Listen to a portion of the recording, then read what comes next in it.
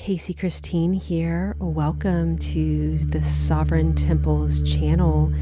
And this is the chart from the very rare book by Reverend Judith Baldwin, The Inner Knower, which is such a incredible book. It's very rare and very expensive to be able to get, which is why I felt very called as someone who is blessed to have a copy to do this meditation series, as well as go over it on my podcast channel, and all of that is linked here.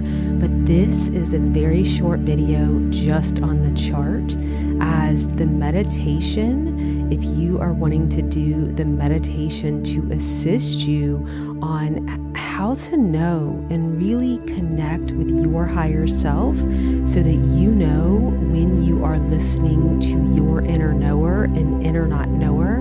But I want to be very clear for those of you who are just looking at this chart. This is not about never feeling fear or feeling any of your feelings. We promote feeling all of our feelings. If you are feeling complicated or despairing or miserable, we don't want to bypass that. We want to, however, call upon our higher self to begin to follow a pathway of thoughts and that inner dialogue that's taking place always in our head. I know you guys know what I'm talking about, because the inner dialogue, if it is with our inner knower, it takes us to feeling the feelings of the inner knower, even if we're feeling miserable or rage or anger. Once the inner knower steps in, the thoughts and the dialogue and the conversation immediately begin to shift into following the pathway and to following the conversation that then helps you to move into these feelings, to really go through whatever healing and whatever expansion we're going through when we're feeling those other types of feelings that are not maybe peaceful, such as, doubt, shame, guilt, rage, anger, all of that, like the map of consciousness.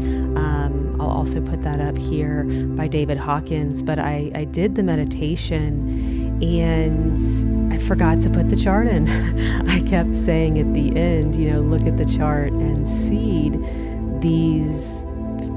Look at the chart to seed this within you, so that you can really be aware when you're listening to the inner not knower and you keep going down thoughts that are eliciting these types of feelings, and more thoughts to contribute to those feelings, and thoughts that keep you then need to judge more. So not only a feeling of maybe feeling judged or doing the judging, but thoughts that why you should be judging, right? And all of that. So the meditation does such a beautiful job with connecting you to your higher self. And I go over the entire chapter in which this meditation was created from on my podcast channel, where I talk. Usually on this channel, this is an exception. Other than my welcome video, all of my videos are for the psychoacoustic, sound temple, and meditation. But because I left this out, I wanted to have a video that you guys can just look at for the chart, and if somebody wanted to screenshot it or whatnot, and I'm going to go back and link it in the meditation that I did. So I was doing the meditation and realized, oh my gosh, I didn't put the chart up.